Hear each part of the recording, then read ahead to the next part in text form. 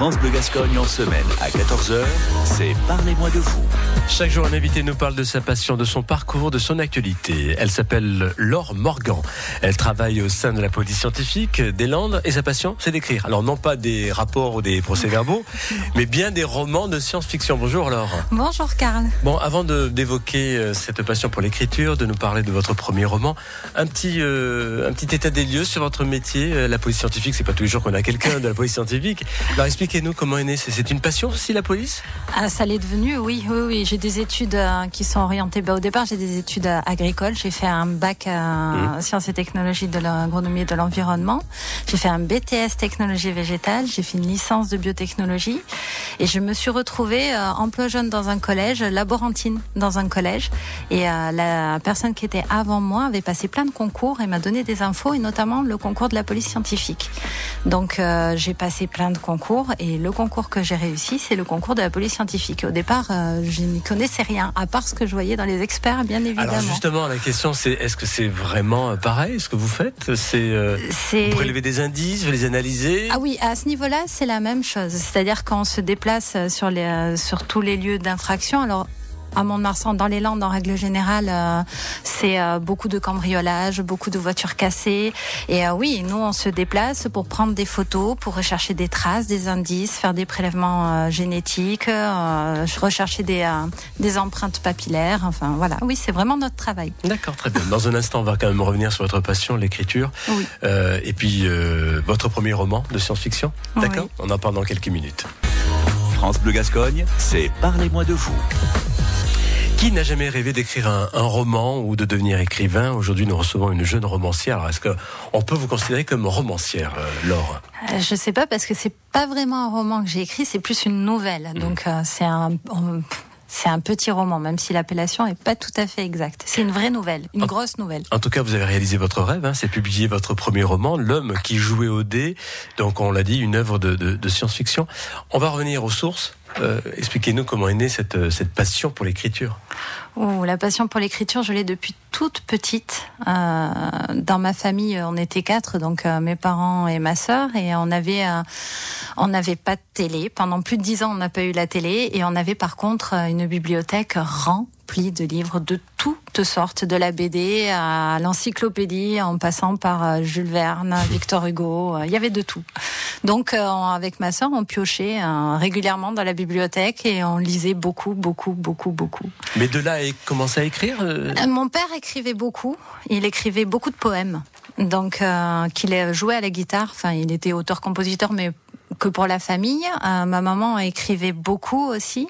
Donc quelque part, oui, j'ai été inspirée par mes parents, on peut dire. Même si c'était pas leur métier. Après, voilà, on décide d'écrire, ça dépend ce qu'on écrit. Et vous, il y a quelque chose que j'aime bien, vous construisez des histoires, c'est ça. Et c'est surtout la science-fiction. Oui. Pourquoi la science-fiction ? Parce que vous faites, on l'a dit tout à l'heure, vous travaillez dans le milieu de la police scientifique, vous auriez pu devenir la reine du polar, la reine du policier. Non. On me pose souvent la question. C'est vrai que je n'écris pas j'ai jamais même de nouvelles policières, j'en ai jamais écrit. J'écris des choses qui sont vraiment dans un autre monde. C'est-à-dire que j'ai pas envie d'écrire sur ce que je vis.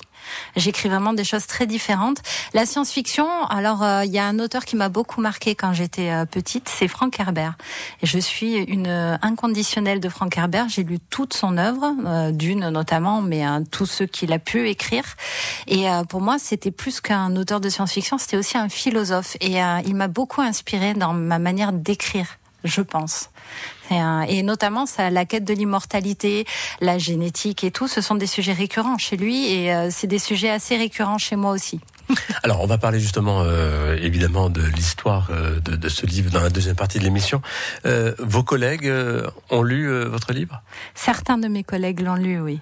Oui. Certains, notamment mon patron, le directeur départemental des Landes, qui a bien aimé. Alors, qu'est-ce que ça fait quand on publie son livre ? Parce que là, quelque pas, on se met à nu, on s'expose. Oui. Et le lecteur rentre dans votre univers à vous. C'est ça. C'est très bizarre comme impression. Et c'est très plaisant aussi de savoir que mon histoire en fait ne m'appartient plus. Elle appartient maintenant aux gens qui vont la lire. Et qui sait, peut-être à l'autre bout du pays, il y a quelqu'un qui va me lire que je ne connais absolument pas. Ça change de la famille qui est bien sûr fan inconditionnel. Donc et c'est très très bizarre, et notamment il y a toujours cette petite angoisse de savoir ce que les gens vont penser de ce que j'ai écrit. Est-ce qu'ils pensent que j'écris bien, il y a toujours ce doute de l'écrivain, mais surtout que moi en plus je débute, donc j'ai toujours écrit depuis toute petite, mais c'est la première fois que je m'expose. Et c'est plaisant, et d'un autre côté il y a le trac. Ça a été facile de publier son roman ? Non, c'est pas facile du tout. Même si maintenant, grâce à Internet, on a tous les outils à disposition. Il suffit de taper comment publier son bouquin pour avoir toutes les infos sur Google. Mais c'est quand même un sacré parcours du combattant, et il faut que la société d'édition croie en vous. Il faut non, c'est pas facile. Mais j'ai eu une réponse des 10 livres. Moi, c'est la société d'édition qui me publie dans les 2 mois qui ont suivi ma demande, et après ils m'ont publié assez rapidement quand même. Mais j'y croyais pas du tout. Là, ça y est, vous savourez un petit peu qu'est-ce que vous ressentez là ? De l'angoisse toujours. C'est bizarre. Hein, toujours de l'angoisse ? Oui, toujours de l'angoisse. Par rapport aux critiques, par rapport au oui, retour. Parce que je suis jamais sûre. Moi personnellement, j'aime écrire. J'aime ce que j'écris, forcément. Mais on peut pas plaire à tout le monde. Voilà, on peut pas plaire à tout le monde, et ensuite j'ai toujours peur que ça plaise pas du tout, en fait. Et on y est préparé quelque part ? Non, on n'y est jamais préparé. Non. Et puis m'exposer, par exemple, parler à la radio et tout, c'est vrai que c'est des choses que j'ai pas l'habitude. Voilà, il faut se vendre, c'est un autre métier. C'est ça. Laure, dans un instant, on va parler donc de ce livre que l'on va retrouver sur différentes plateformes de vente, de la Fnac, etc. Oui, l'Amazon exactement. et compagnie. On en parle dans quelques minutes ? D'accord. France Bleu Gascogne, tous les jours, toute la semaine, c'est Parlez-moi de vous. Notre invitée Laure Morgan est avec nous, responsable au sein de la police scientifique des Landes. Elle a récemment publié son premier roman de science-fiction, L'homme qui jouait au dé, disponible, je vous le disais, sur différentes plateformes de vente, Fnac, Amazon, etc. Alors c'est un roman de science-fiction. Au départ, c'était... est-ce que c'est un roman ? Non, c'est une nouvelle. C'est une nouvelle, voilà. Voilà, c'est une nouvelle, donc c'est dans un laps de temps très court, avec peu de descriptions. Donc on va à l'essentiel, là, généralement. On va à l'essentiel, exactement. Alors, cela évoque l'immortalité, parce qu'au départ, il y avait un concours là-dessus ? Voilà, c'était un concours de nouvelles où le thème, c'était l'immortalité, essayer d'être originaux. Donc, c'est ce que j'ai essayé d'être. Le sujet est venu tout naturellement, on va dire, en lisant un article sur la téléportation quantique, où justement la citation, c'était la citation d'Albert Einstein, « Dieu ne joue pas au dé ». Et j'ai lu l'article, et l'idée a germé comme ça, toute seule, petit à petit. Alors, sans entrer dans les détails, l'histoire, c'est quoi ? Alors, l'histoire, c'est dans très très très très longtemps. Il y a un groupe d'hommes et de femmes qui possèdent le savoir-faire et la connaissance suffisante pour pouvoir se régénérer génétiquement, et donc rester éternellement à l'âge de 30, 40. Le rêve. Voilà, via des sortes de bains de jouvence améliorés. Et se déroule tous les 10 ans un jeu de télé-réalité qui s'appelle Qui peut devenir immortel, où n'importe qui peut participer. Et en fait, pendant le déroulement de ce jeu, il va y avoir des immortels qui vont mourir. Et voilà. Et l'intrigue commence là, en fait. On parlait tout à l'heure, puisque vous faites partie de la police scientifique, vous avez pu parler de romans policiers, mais par contre, on voit toujours la génétique. Oui, ça par contre, oui. C'est un thème assez récurrent chez moi, la génétique, la biologie, l'immortalité. J'aime bien en parler, j'aime bien écrire dessus. Le clonage aussi m'intéresse beaucoup. Les dérives de ce que ce que ça peut faire de jouer aux apprentis sorciers. Ça m'intéresse beaucoup. Laure, quand vous commencez à écrire une nouvelle, par exemple, une histoire, vous savez où vous allez, généralement ? Alors, je crois savoir où je vais. C'est très différent de savoir où on va. C'est-à-dire qu'il y a des moments où je crois savoir exactement où je vais et finalement, j'arrive pas du tout là où je pensais aller. Vous êtes vous-même surpris par l'histoire que vous êtes en train d'écrire ? Oui. Et des fois, quand je suis dans une impasse ou parce que je cherche toujours la faille de mes histoires, surtout dans la science-fiction. Ce que je n'aime pas, par exemple, dans les films de science-fiction, c'est si ça tient pas la route. Oui. Donc, et bien sûr, moi, écrivant des nouvelles de science-fiction, je cherche la faille. Donc, je la cherche aussi dans mes nouvelles. Donc, il faut que ça tienne vraiment la route. Et des fois, je me fais des nœuds dans le cerveau pour essayer de faire un truc qui va tenir la route, quoi. Et votre entourage, il y a votre mari qui est à côté, votre futur mari. Oui. Comment ça se passe ? Il vous aide ? Des fois, il vous donne des idées ? C'est mon premier fan. Non, il me donne pas d'idées. Non. Par contre, pour quelqu'un qui ne lit pas beaucoup, il aime vraiment ce que j'écris, donc ça me réconforte, ça me donne confiance, et il me corrige.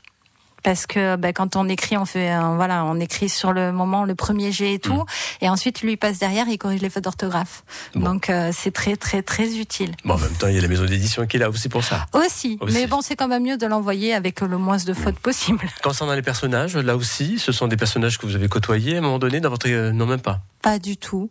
Après, peut-être qu'un psy me dirait que, par exemple, Hérald, le premier des classes CI, ressemble peut-être à mon père. Je sais pas. Mais sinon, moi, je vous dirais, moi, de but en blanc, non. Vous écrivez sur quoi là en ce moment ? Là, j'essaie d'écrire 2 histoires. Une qui est très portée sur le clonage. Donc toujours sur le futur, hein ? Toujours dans le futur. Et l'autre qui est plus dans la réalité virtuelle. Voilà. Vous allez y rester dans ce créneau-là ? C'est quelque chose qui vous plaît ? Pas forcément, non. Si ceux qui veulent lire mes nouvelles gratuitement sur We Love Word peuvent voir que j'écris aussi des poèmes, ce qui n'a strictement rien à voir. Et j'écris aussi des nouvelles qui ne sont pas des nouvelles de science-fiction. Si ça marche, si vous réussissez à vous faire un nom dans le milieu de l'édition, vous laissez tomber la police ? Oui. C'est même pas réfléchi, oui, c'est clair. Ah oui, parce que j'en rêve pour moi, écrivain, c'est mon premier métier. C'est un métier qui me rapporte rien, mais c'est mon premier métier, c'est ce que j'aime vraiment faire. Et j'y passe énormément de temps et si je pouvais y passer encore plus de temps, j'adorerais ça. Justement, quand on vous pose la question, que faites-vous dans la vie ? Vous répondez quoi alors ? Police scientifique. Ah oui. Écrivain, je le dis pas beaucoup. Enfin, si, ces derniers temps, je le dis beaucoup, mais sinon, je le disais pas. Les deux sont compatibles. Ah, les deux sont parfaitement compatibles.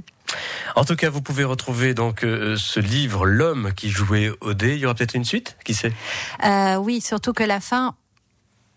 On n'en parle pas, mais 3 points de suspension. Voilà, ça donne envie de poursuivre. Normalement, oui. Bon, très bien. Merci beaucoup, Laure Morgan, d'être venue. Merci à vous de m'avoir invité. Je rappelle que vous pouvez retrouver évidemment ces livres n'importe où, sur Internet. Après, on essaye de démarcher les libraires pour qu'ils veulent bien le vendre en format papier dans les librairies. Et voilà, mais bon, c'est moi qui fais les démarches, donc c'est un peu... Vous vous êtes commandé votre livre ? Ah oui. Ça y est, vous l'avez à la maison. Ah oui, je l'ai à la maison, oui. C'est une trace, vous la gardez. Exactement. Merci beaucoup et à très bientôt. Merci à vous, à bientôt.